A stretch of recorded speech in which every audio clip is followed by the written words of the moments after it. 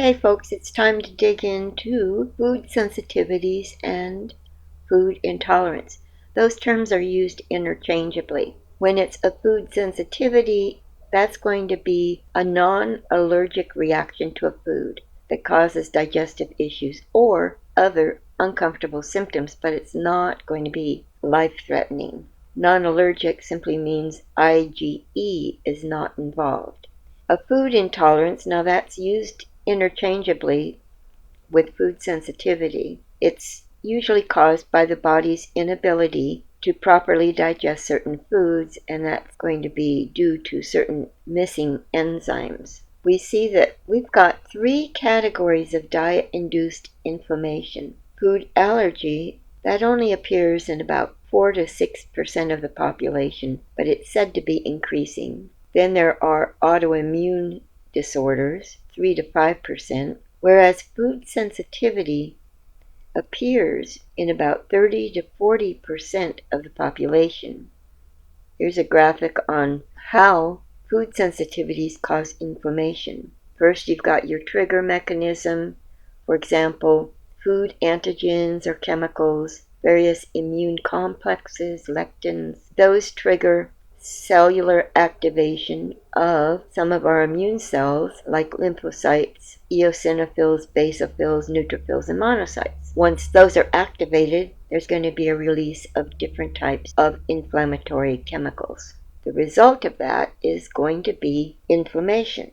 That leads to increased gut permeability, tissue damage, pain receptor activation, smooth muscle contraction, neurological problems, and endocrine problems. Food sensitivities can go through two different pathways to cause symptoms. These are known as type 3 and type 4 reactions, and they involve antibodies like IgG, IgA, or IgM, or white blood cells. Those are hypersensitivity reactions, and the end result of all food sensitivity reactions is going to be the release of immune chemicals called mediators from our white blood cells. And it's the release of mediators that ends up causing symptoms. Some of the common symptoms include abdominal pain or bloating, constipation or diarrhea, acid reflux, heartburn, migraines, acne or eczema, chronic fatigue, depression, brain fog, flare-up of autoimmune symptoms, and joint pains. So each person is going to have an individualized response to food sensitivity reactions. That means the list of potential symptoms is very long. Gut microbes are going to influence the development of food reactions. That includes sensitivities, allergies, and intolerances. So the only known test to identify specific foods is a double-blind feeding challenge. When you do that with an all-cat test, you get very high correlations, but with an IgG test, you don't. So some of the common food sensitivities are tyramine, which is found in cheese, chocolate, and red wine, preservatives and additives, gluten, lactose, casein, and nightshades. Most of the preservatives and additives added to food in the United States are illegal in Europe, and that's because most people are sensitive to them, and they're neurotoxins. Consider ADD and ADHD. So type 3 and type 4 food sensitivities, often referred to in the context of delayed food hypersensitivities, are non-IgE mediated immune responses that manifest hours to days after exposure to specific foods. And that can make it really hard to figure out what's going on.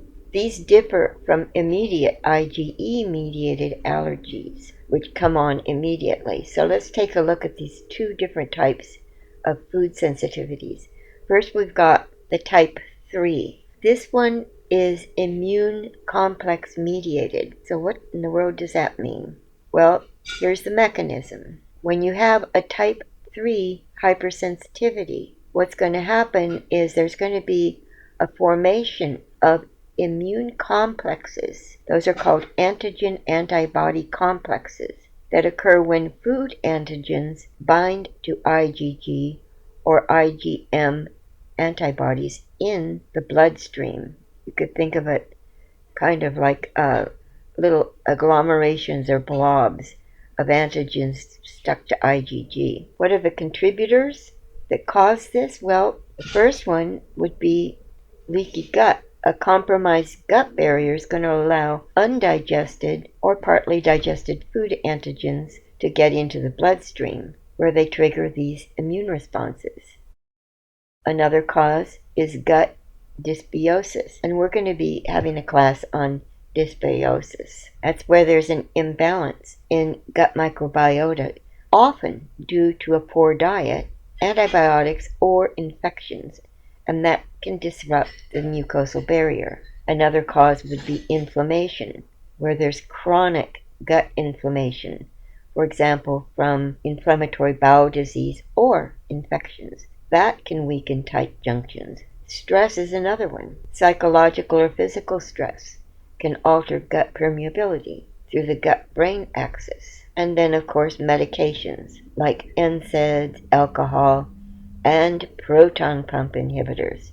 Those damage the gut lining. The impact there is that antigens in the bloodstream are binding to IgG or IgM antibodies, forming these immune complexes that deposit in tissues and cause inflammation. Another factor could be immune dysregulation. Here there's overproduction of IgG or IgM antibodies against food antigens, and that's driving that immune complex formation. The causes could be chronic immune activation. When there's repeated exposure to specific foods, especially in the context of leaky gut, that can lead to excessive antibody production. And then autoimmune predisposition. So people with autoimmune conditions could have heightened immune responses to food antigens. There could be genetic factors. The impact, again, these immune complexes deposit in tissues like our joints, kidneys, the skin, triggering complement activation and inflammation. Another factor could be dietary. Certain foods or dietary patterns can increase the likelihood of a type 3 sensitivity. For example, foods that present a high antigen load. Frequent consumption of specific foods like dairy, gluten, eggs, and soy can lead to immune sensitization. And processed foods, that's a big one. Additives, emulsifiers, artificial ingredients can disrupt the gut microbiota or increase gut permeability. Low fiber diets are a problem. Inadequate fiber is going to reduce our short-chain fatty acid production. That again weakens gut barrier integrity. As far as impact goes, repeated exposure to trigger foods is going to amplify immune complex formation and systemic inflammation. And another fact to consider, environmental and lifestyle factors. External factors can exacerbate gut and immune dysfunction. Causes of that could include chronic stress. Here, stress hormones like cortisol impair gut barrier function and immune regulation. Infections, either viral or bacterial gastrointestinal infections, can damage the gut lining and trigger immune responses to food antigens. Toxins is another big one. We've got a lot of toxins in the environment. Pesticides, heavy metals. Again, those are disrupting the gut microbiota or immune function. A sedentary lifestyle, lack of physical activity, can negatively affect gut motility and microbiota diversity. And the impact here, these factors contribute to the pro-inflammatory state. increasing the likelihood of immune complex mediated reactions. And another factor, underlying health conditions. So certain medical conditions predispose people to type 3 sensitivity. Those could include gastrointestinal disorders, metabolic disorders like obesity or insulin resistance, chronic infections or inflammation. These conditions create an environment that's conducive to these immune complex formations and deposition. And finally, we have food-specific factors. So we know certain foods are more likely to act as antigens due to their molecular structure or prevalence in the diet. Common triggers, foods like dairy, gluten, eggs, soy, nuts, or nightshades, are frequent culprits due to their protein complexity and dietary ubiquity. Cross-reactivity, so some food antigens may resemble self-antigens, triggering immune responses in susceptible people. The impact of these foods are more likely to provoke IgG or IgM responses. Then we get this pathophysiological cascade. Antigen exposure through a leaky gut allows food antigens to enter the bloodstream. Once they're in the bloodstream, IgG or IgM antibodies bind to them, forming immune complex. Then we get this immune complex deposition, where these complexes deposit in tissues, activating inflammation. And inflammation, so neutrophils are called to the scene, and they release enzymes and reactive oxygen species which cause tissue damage and symptoms like joint pain, fatigue, rashes, or gastrointestinal issues. Okay, let's take a look at what a type 4 food sensitivity is. This one is cell mediated. A type 4 hypersensitivity is a T cell mediated response involving delayed activation of immune cells without any antibody involvement. The causes are similar to the type 3 food sensitivity. So this is how it works, the pathophysiology. First of all, we get the antigen presentation. Food antigens are being processed by our antigen presenting cells, for example, dendritic cells in the gut or lymphoid tissues, and are then presented to T helper cells using those MHC class II molecules. Then there's T cell activation. Activated T helper cells, either Th1 or Th17, release pro-inflammatory cytokines, recruiting macrophages and other immune cells. This leads to chronic inflammation. Cytokines and immune cell infiltration lead to localized tissue inflammation, particularly in the gut mucosa. Then we have barrier dysfunction, of course. We know that chronic inflammation can further impair the gut barrier, and that perpetuates that antigen exposure and immune activation.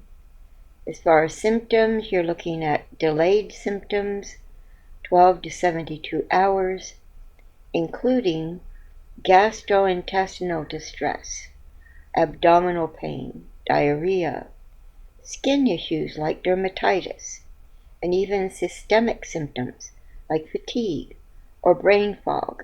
Examples? It's commonly associated with conditions like celiac disease or non-celiac gluten sensitivity, where T cell responses to specific food antigens drive the pathology. What are the key features of this? Well, it's mediated by T cells and cytokines, not antibodies. It's often localized to the gut, but can cause systemic effects. Diagnosis is challenging. Elimination diet or lymphocyte activation tests can be used, but specificity is limited. key differences. So we know that type 3 involves IgG and IgM immune complexes, then complement activation, and systemic tissue deposition. Symptoms are going to be often widespread, with the type 4, driven by T cell activation and cytokine release, it's primarily going to affect the gut or skin. Symptoms are more localized, but they can become systemic. Both are delayed responses, hours to days, unlike the type 1 immediate food allergy. Taking a look at the clinical context and challenges. So the triggers come from, of course, those same common culprits, but triggers can vary widely. As far as diagnostic testing, IgG panels, ALCAT or MRT can be used, but they're controversial because they're not very specific and there's limited evidence. Elimination diet guided by symptoms are the gold standard. Gut health. Again, you're going to see increased intestinal permeability. That's a key factor in both types, allowing antigens to trigger immune responses. There are evidence gaps.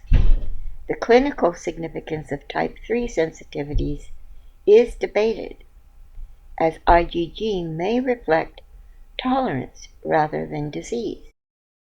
Type 4 is better understood in specific conditions like celiac disease. Okay, so now we're going to dig into the role of the immune system. And why is this important? Well, we've seen already that there are different processes at work, and disentangling them is essential because they often generate overlapping clinical symptoms, but the underlying mechanisms and appropriate management can differ substantially. So we've got the immune-mediated food intolerance and food sensitivity, and we've seen these different types of responses.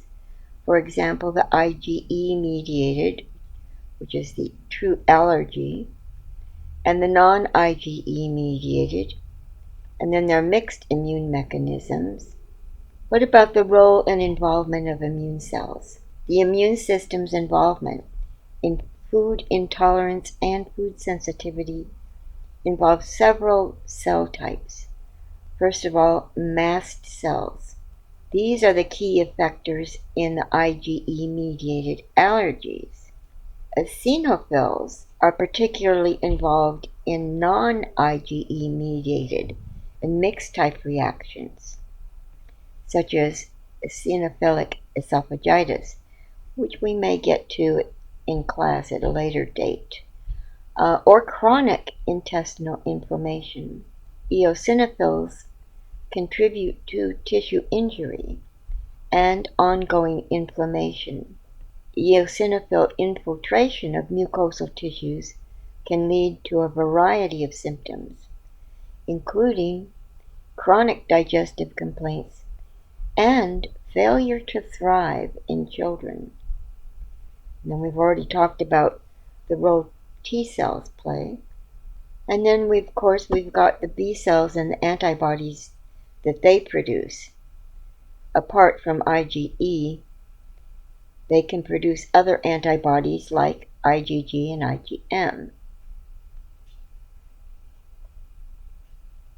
Now we've already talked about oral tolerance, and in terms of eliminating these food sensitivities, restoring oral tolerance is going to be really important. And we've already covered some steps on how to do that. So in terms of treatment, go back to oral tolerance, use some of those suggestions. But there are some diseases that are related directly to immune-mediated food intolerances. And of course, we all know about celiac disease. There's something else called food protein-induced enterocolitis syndrome. That usually occurs in infancy. It leads to delayed vomiting and diarrhea after consuming certain trigger foods without classical IgE involvement, but with strong cell-mediated immune components. Eosinophilic esophagitis That's marked by eosinophil-rich immune-mediated inflammation of the esophagus, often associated with sensitivity to multiple foods. And of course, we've already covered food allergy. As far as the non-immune mediated, where we're usually calling that food intolerance, there we have enzyme deficiencies and even pharmacological reactions involving responses to natural food chemicals, additives, or pharmacologically active substances in foods. And then again, toxic or irritant effects resulting from bacterial toxins, food contaminants, or irritants. They can mimic immune-mediated reactions, but their workup and management is very different. As far as diagnosis of food intolerance and sensitivity involving the immune system, it's tricky. There are the tests I already mentioned, and often it's going to be through use of an elimination diet.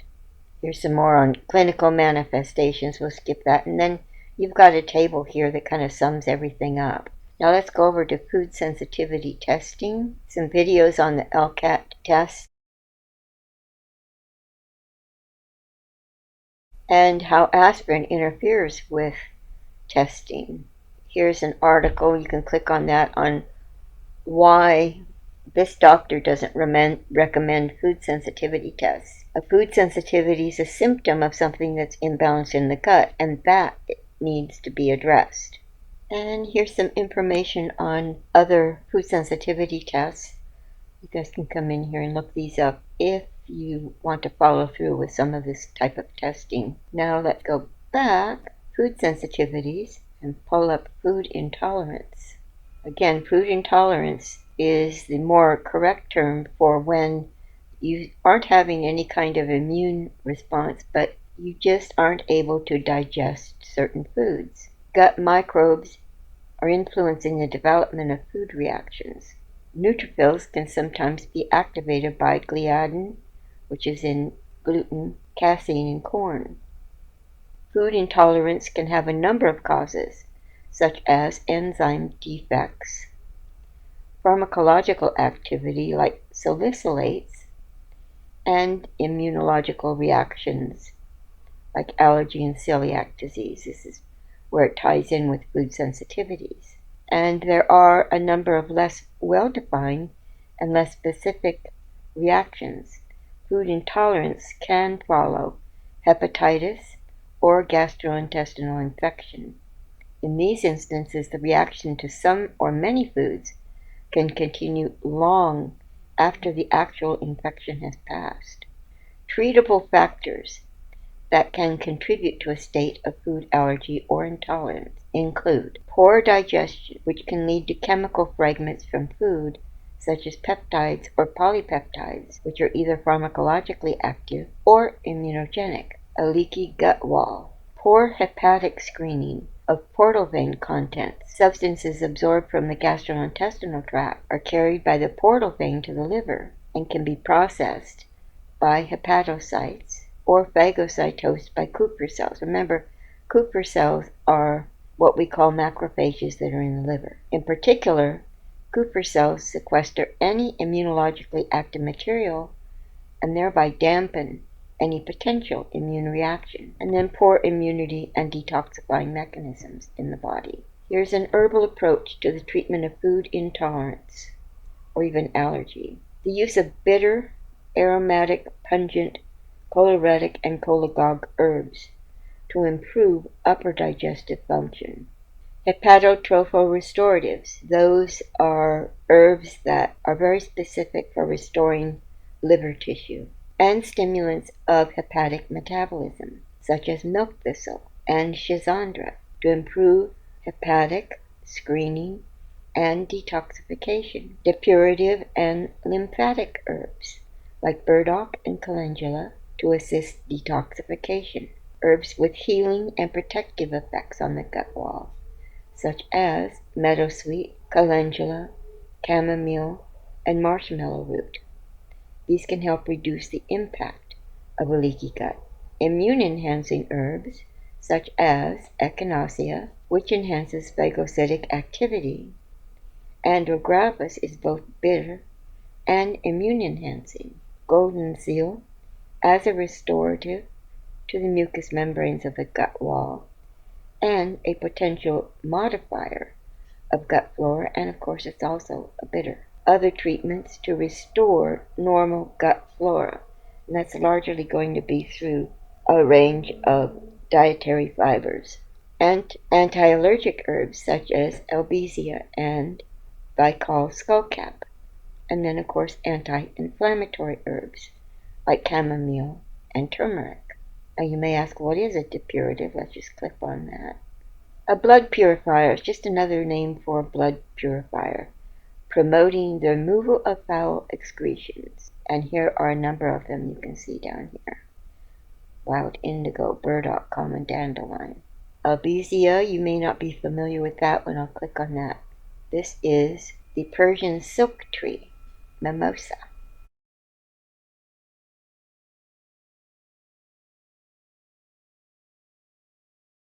It also is great for depression. And let's see if there's anything else we want to take a look at.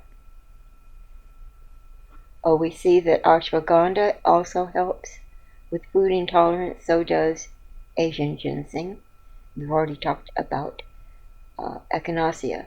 So what we're seeing with food sensitivities and food intolerance is that everything that we're learning about good gut care is going to be helpful for this, especially zeroing in on that gut mucosal barrier